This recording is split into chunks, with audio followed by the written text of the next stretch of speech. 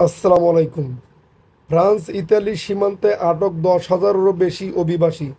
বিস্তারিত জানতে সম্পূর্ণ ভিডিওটি মনোযোগ সহকারে দেখুন, কেননা এটি একটি গুরুত্বপূর্ণ নিউজ হতে যাচ্ছে। এবং আপনার মতামত জানাতে অবশ্যই কমেন্টস বক্সে কমেন্টের মাধ্যমে মতামত জানাতে পারেন। তার আগে অবশ্যই আমাদের চ্যানেলটি সাবস্ক্রাইব করে পাশে থাকা বেল বাটনটি অন করে রাখবেন পরবর্তী ভিডিওর জন্য। 2025 সালের শুরু থেকে ফ্রান্স ইতালি সীমান্তে প্রায় 10,400 জন অভিবাসীর প্রবেশ আটকে দিয়েছে ফরাসি সীমান্ত পুলিশ পিএফ। বিশেষ করে দুই দেশের সীমান্তবর্তী আলপো মারিতিম অঞ্চলে মন্ত শহরের কাছে এই আটক অভিযান বেশি হয়েছে। সাম্প্রতিক সপ্তাহগুলোতে ইতালি থেকে ফরাসি সীমান্ত পার হওয়ার চেষ্টার সংখ্যা আবারও বেড়ে গেছে। তবে সীমান্তে বাড়তি পুলিশ নজরদারি ও সামরিকরণ অভিবাসীদের আরও ঝুঁকিপূর্ণ পথ বেছে নিতে বাধ্য করছে।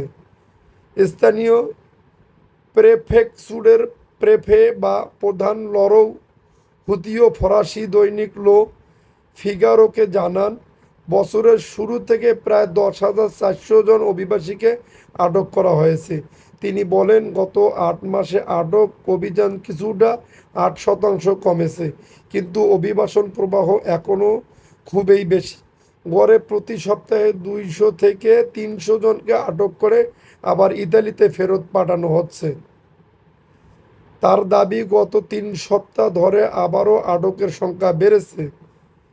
অনেক সময় দৈনিক 50 থেকে 80 জনকে আটক করা হচ্ছে। প্রশাসনের ধারণা, 2025 সালের শেষ নাগাদ আটকের সংখ্যা 15,000 পেরিয়ে যেতে পারে। সংখ্যাটি 2024 সালের সমান হলেও 2023 সালের 44,000-এর তুলনায় অনেক কম।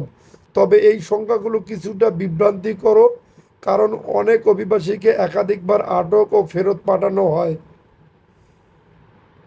প্রেফেকচুরের তথ্য অনুযায়ী আটক হওয়া অভিবাসীদের 42% সীমান্ত পার হওয়ার চেষ্টা করেছেন দুই দেশের মধ্যকার আঞ্চলিক ট্রেনে চড়ে, যা ইতালির ভেন্তিমিলিয়া থেকে ফ্রান্সের কোত দাজুর উপকূল ধরে চলাচল করে। এবছর আটক হওয়া অভিবাসীদের বেশিরভাগই তিউনিসিয়া, আলজেরিয়া ও মরক্কো থেকে এসেছেন। এর মধ্যে প্রায় 10% হলেন অভিভাবকবিহীন ও অপ্রাপ্তবয়স্ক। কিশোরদের আটক করার পর স্থানীয় প্রশাসনের তত্ত্বাবধানে নেওয়া হয়। কঠোর নজরদারিতে সীমান্ত। সাম্প্রতিক বছরগুলোতে ফ্রান্স ইতালি সীমান্তে নজরদারি বহুগুণ বেড়ে গেছে। প্রতিদিন 250 থেকে 300 জন পুলিশ কর্মকর্তা এখানে দায়িত্ব পালন করছেন। তারা রেলপথ, মহাসড়ক ও পায়ে হাঁটার রোডগুলিতে নজরদারি করেন। এর সঙ্গে নিয়মিত ড্রোন উড্ডয়ন ও বিমান টহলও চালানো হয়। মানবাধিকার সংগঠনগুলো এ নিয়ন্ত্রণকে অভিবাসীদের অধিকার লঙ্ঘন এবং বৈষম্যমূলক নজরদারি বলে সমালোচনা করেছে। 10 বছর আগে প্রথম এই সীমান্তে কঠোর নিয়ন্ত্রণ আরোপ করা হয়, শুরুতে পরিবেশ সম্মেলনে এবং পরে 2015 সালের নভেম্বরে সন্ত্রাসী হামলার পর তা চালু রাখা হয়। যদি আপনাদের নিউজটি ভালো লেগে থাকে তাহলে অবশ্যই আমাদের চ্যানেলটি সাবস্ক্রাইব করে পাশে থাকা বেল বাটনটি অন করে রাখবেন পরবর্তী ভিডিওর জন্য।